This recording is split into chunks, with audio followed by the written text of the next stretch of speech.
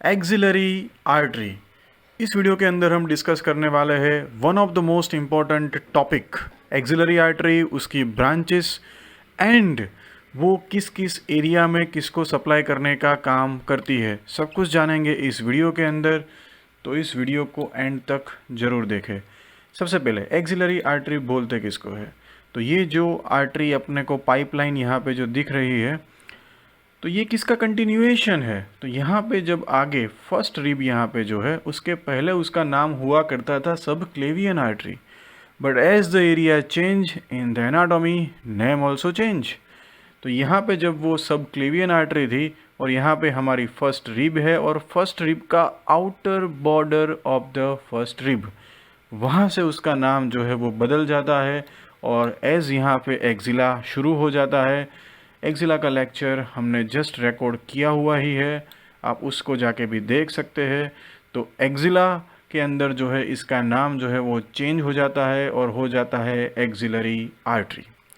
अब इसको हमें डिस्क्राइब करना है, तो हम कैसे डिस्क्राइब करेंगे? तो एक मसल है पेक्टोरालिस माइनर मसल, जो यहाँ पे अपने थर्ड फोर्थ फिफ्थ रिब से स्टार्ट होके कोरेकोइड प्रोसेस तक आता है। तो ये मसल जो है उसके कारण एक्सिला के 3 पार्ट जो है वो डिवाइड हो जाते हैं। कौन कौन से? पेक्टोरालिस माइनर जो है उसके ऊपर वाली जो एक्सिलरी आर्टरी है वो है फर्स्ट पार्ट। पेक्टोरालिस माइनर की पोस्टीरियर साइड बिहाइंड वाली जो एक्सिलरी आर्टरी है that is the second part. And pectoralis minor से जो नीचे का एक्सिलरी आर्टरी का पार्ट है वो हो जाएगी एक्सिलरी आर्टरी की थर्ड पार्ट। तो इस तरीके से first, second and third part. अब टोटल एक्सिलरी आर्टरी की ब्रांचेस कितनी है? तो उसके लिए एक्सिलरी आर्टरी की टोटल हमको 6 ब्रांचेस जो है वो याद रखनी है। फर्स्ट पार्ट जो है उसकी 1 ब्रांच, सेकंड पार्ट की 2 ब्रांच और तीसरे पार्ट की 3 ब्रांच। याद रखना बहुत ही सिंपल है। First, second, third part branches 1, 2 and 3। ना कौन कौन सी ब्रांचेस है इसके अंदर? तो उसके लिए हम याद रखेंगे साल आपसू। क्या? फर्स्ट फॉर एस, साल SALAPSU, that are the all the 6 names of the branches of the axillary artery. तो उसके लिए हम सबसे पहले चलते हैं फर्स्ट ब्रांच। फर्स्ट ब्रांच का नाम है साल, फर्स्ट एस। सो नाम है उसका सुपीरियर थोरेसिक आर्टरी। ये जो सुपीरियर थोरेसिक आर्टरी है यहाँ पे थोरेसिक पार्ट को सप्लाई करने का काम as well as pectoralis minor and pectoralis major को सप्लाई करने का काम ये करती है। दूसरी जो ब्रांच जो है वो थोड़ी सी बड़ी है, तो फर्स्ट पार्ट में सिर्फ एक ही नाम याद रखना है और नाम है उसका सुपीरियर थोरेसिक। दूसरी जो है उसका नाम है एक्रोमियोथोरेसिक। पहली जो 3 नाम है उसमें सब में पीछे आ जाएगा थोरेसिक। जैसे यहाँ पे आ गया है अपना सुपीरियर थोरेसिक, यहाँ पे है एक्रोमियोथोरेसिक, जिसका दूसरा नाम है थोरेको एक्रोमियल आर्टरी। क्यों इसको ऐसा बोलते हैं? क्योंकि यहाँ पे एक ब्रांच जो है आपको दिखेगी कि भाई थोरेक्स की तरफ जा रही है और दूसरी ब्रांच जो है वो यहाँ पे acromion process of the scapula की तरफ आती हुई दिख रही है। तो उसी तरीके से हम कैसे याद रख सकते हैं उसको? तो ये जो है ब्रांच आपको यहाँ पे जो दिख रही है, सबसे पहले हम उसमें याद रख लेते हैं उसकी pectoral branch. Yes, this is the pectoral branch की जो थोरेक्स की तरफ जो है वो जा रही है। और ये जो पेक्टोरल ब्रांच है वो सप्लाई करने का काम करती है pectoralis minor, pectoralis major as well as thoracic part. दूसरी जो ब्रांच हमको याद रखनी है उसका नाम है डेल्टोइड ब्रांच, PDCA। बहुत शॉर्ट फॉर्म ना हो जाए उसका मैं ध्यान रखूँगा। Pectoral branch, then the deltoid branch जो यहाँ पे डेल्टोइड मसल कवर करता है पूरे शोल्डर जॉइंट को, वहाँ पे सप्लाई करने का काम करती है। फिर आ जाती है उसकी एक्रोमियल ब्रांच जो कि एक्रोमियल प्रोसेस को सप्लाई करने का काम करती है। और तीसरी उसकी ब्रांच होती है जो यहाँ, चौथी उसकी ब्रांच है जो यहाँ पे दिखाई नहीं दी है, clavicular branch, PDCA, pectoral branch, deltoid branch, then C for clavicular and the acromial. इसीलिए मैं बोलता हूँ anatomy should be seen, it should not be mucked up. सिर्फ देखना है आपको, देख के अपना डिस्क्रिप्शन खुद बनाना है। तो पेक्टोरल ब्रांच यहाँ पे पेक्टोरालिस माइनर, मेजर, उसको सप्लाई करने का काम डेल्टोइड, एक्रोमियल एंड क्लेविकुलर। सो दूसरे पार्ट में से ये थोड़ा सा सॉफ्टवेयर के अंदर उसको नीचा दिखा सकते थे क्योंकि that is coming behind the pectoralis minor. वो second part of the axillary artery की ब्रांच है। नाउ साल, दैट इज द एल, और एल पे से जो ब्रांच जो है उसका नाम है लेटरल थोरैसिक। और ये जो लेटरल थोरैसिक आर्टरी जो है वो भी यहाँ पे पेक्टोरालिस माइनर के लेटरल बॉर्डर के थ्रू रन करने का काम करती है, और फीमेल के अंदर वो थोड़ी बड़ी होती है क्योंकि उसका मेन काम होता है यहाँ पे मेमोरी ग्लैंड को सप्लाई करना।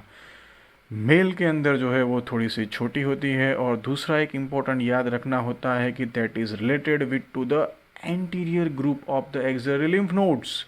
सो यहाँ पे जो एक्सिला के लिम्फ नोड्स आते हैं उसमें ये जो लेटरल थोरैसिक आर्टरी जो है वो यहाँ पे anterior group of lymph nodes जो है उसके साथ रिलेटेड होती है।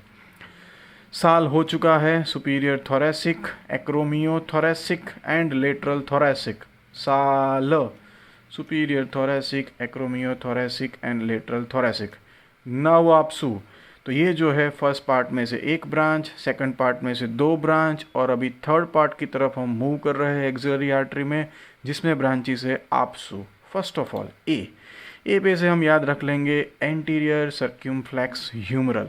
क्यों भाई इसको एंटीरियर सर्क्यूमफ्लेक्स ह्यूमरल बोलते हैं? क्योंकि ये ह्यूमरस के यहाँ पे जो सर्जिकल नेक है उसको एंटीरियर साइड से वाइंड राउंड करने का काम करती है, एंटीरियर सर्क्यूमफ्लेक्स ह्यूमरल। और फिर वो रन करती है, और यहाँ पे जो दूसरी ब्रांच हमको याद रखनी है पोस्टीरियर सर्क्यूमफ्लेक्स, उसी के साथ ही तो इसका एनास्टोमोसिस होता है यहाँ पे lateral side of the humerus पे। तो सिंपल सा है, anterior circumflex humeral, posterior circumflex humeral, they both combinely wind around at the surgical neck of the humerus. दोनों surgical neck of the humerus जो है उसको वाइंड राउंड करने का काम करती है। और ये जो एंटीरियर सर्क्यूमफ्लेक्स वैसे देखा जाए तो पोस्टीरियर सर्क्यूमफ्लेक्स से छोटी ब्रांच है, और यहाँ से वो एक ब्रांच जो देती है वो ऊपर जाती है, असेंडिंग ब्रांच है, और यहाँ पे जो है वो शोल्डर जॉइंट को सप्लाई करने का काम करती है, हेड ऑफ द ह्यूमरस को जो है वो सप्लाई करने का काम करती है। So anterior circumflex humeral ascending branch देती है हेड ऑफ द ह्यूमरस के लिए, और शोल्डर जॉइंट में भी।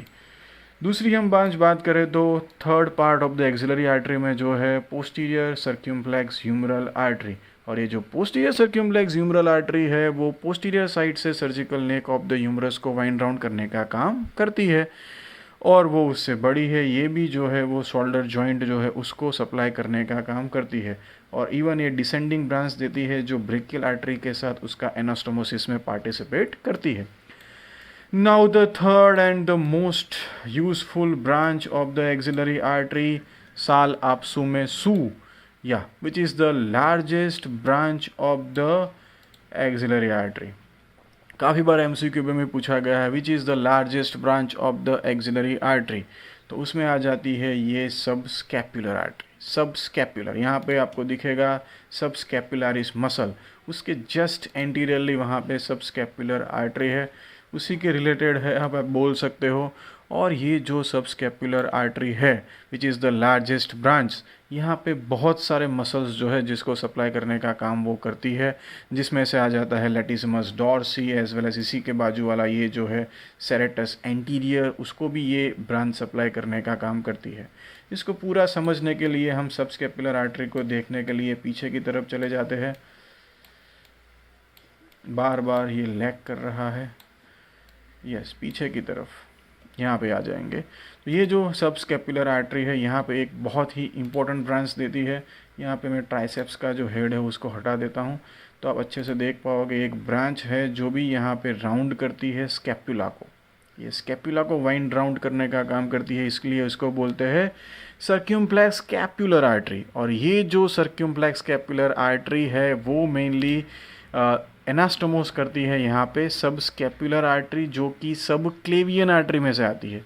तो रिमेंबर दिस, एक्सिलरी आर्टरी के थर्ड पार्ट में से जो ब्रांच निकलती है वो सब क्लेवियन आर्टरी का जो फर्स्ट पार्ट जो है उसमें से जो निकलने वाली ब्रांच है वहाँ से यहाँ पे स्कैपुला पे एनास्टोमोसिस होता है।